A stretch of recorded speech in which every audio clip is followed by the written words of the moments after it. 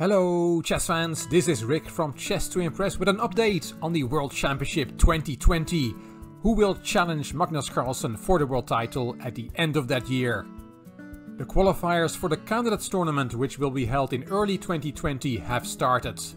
One person has a place in that Candidates Tournament already, that is Fabiano Caruana, the loser of the 2018 championship match.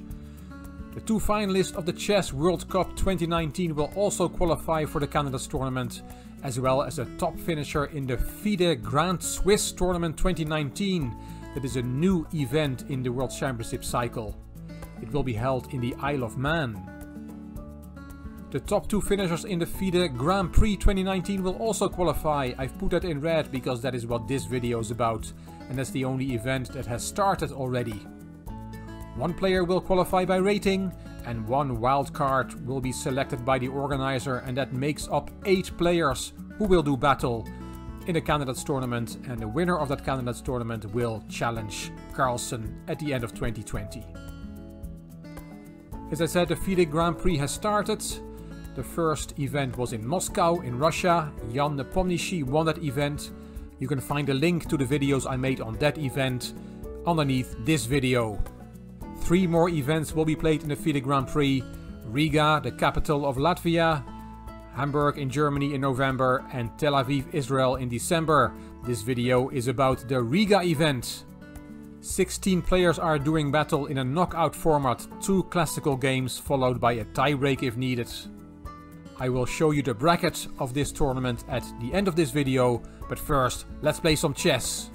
In round 1 there was the all-Russian pairing Nikita Vitigov versus the crowd favorite Alexander Grishuk, and they drew both their classical games, so they had to go into a tiebreak.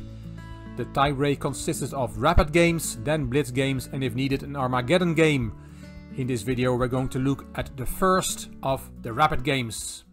This is a picture of the 2 players before the start of the game that I'm about to show you. On the left, Alexander Grishuk, and on the right, Nikita Vitigov, both from Russia. Grishuk is white, Vitigov is black, and it is the 14th of July 2019. Grishuk opened knight f3, knight f6, c4, e6, knight c3, d5, and d4, transposing to the queen's gambit declined. Knight bd7 is one of the variations, bishop f4, and then taking on c4. c6 is the most popular move in this position, and d takes c4 is the second most popular, voluntarily giving up the center. e3, knight b6 protecting the c4 pawn, but white is going to take that pawn anyway. Bishop takes c4. No, he did not blunder a piece, because after knight takes there is queen a4 check. A double attack, winning the piece back. All theory. Played many times before. c6 to shield the check. Queen takes and knight d5. Attacking the bishop on f4. That bishop dropped back to g3. And queen b6. Attacking the pawn on b2. The queen on c4 is not doing much, so Grishuk retreated the queen to e2. Also protecting the b2 pawn. And bishop b4. Now attacking the knight with 2 pieces, and it's only defended by the pawn. Here rook c1 is a move that had been played before, but Grishuk decides to sacrifice a pawn by castling. And Vitigov picks up the challenge. Knight takes c3, b takes, and bishop takes. Black has won a pawn. What does white have in return? Well, we'll see that very soon. The rook is hanging, so rook ab1 hitting the queen, and queen back to d8. And the grandmasters in the live broadcast call this a risky way to play for black. He has problems developing his queen side. Bishop d7, developing that bishop is not possible because there is the pawn hanging on b7. And you cannot play a move like b6. Well, you can, but then this bishop will be kicked and will end up on a5 and will not be doing much there. Queen d3 was suggested as a move, attacking the bishop, bishop back to a5, and then queen a3, attacking the bishop again and preventing black to castle. The queen is covering the f8 square. Bishop c7, and then e4, for example. And you really cannot castle. You cannot play queen e7 to enable the king to castle, because that queen will be taken. And then this bishop is hanging. So queen d3 is a good option in this position, but Grzesiuk played another very nice move. Rook b3. A rook lift with a tempo. This rook wants to go to the king side, and as we'll see, it will end up there. The bishop is hanging, bishop a5 only move, and e4, opening the third rank for that rook. Bishop back to c7, that bishop was not doing anything on a5, but all these moves have cost black a lot of time. Here Grzesiuk played bishop h4, but called that move a very considerable mistake. He felt he should have taken on c7, queen takes and knight e5, and white is much better according to Grzesiuk. But he did not like the move that he played in the game, bishop h4. Because he gave this variation. Black should play f6. Then knight e5 is possible. The pawn cannot take because the queen will be hanging. Queen e7 was Grzesiuk's move in his analysis. Then queen h5 check. It all looks very dangerous for black. But there is g6. Because after knight takes g6, there is queen f7. And black is doing fine here. Grzesiuk said that he saw this variation during the game, but he did not believe it for black. But somehow this position is unclear, he said, and the fight is just beginning.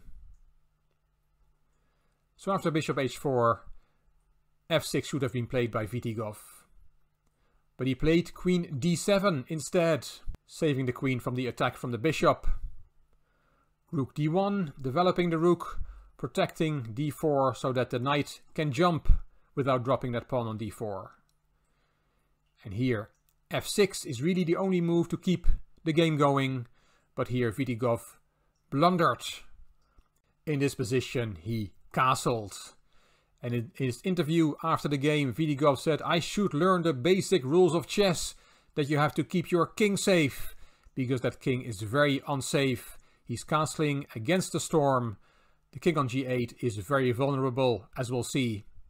It doesn't have many defenders around it." Let's see how Grzesiuk played this. Knight e5, hitting the queen, and you can take that knight, but then d takes e5. The queen is attacked again, this time by the rook on d1. And if you go to e8, then you can checkmate the queen if you want.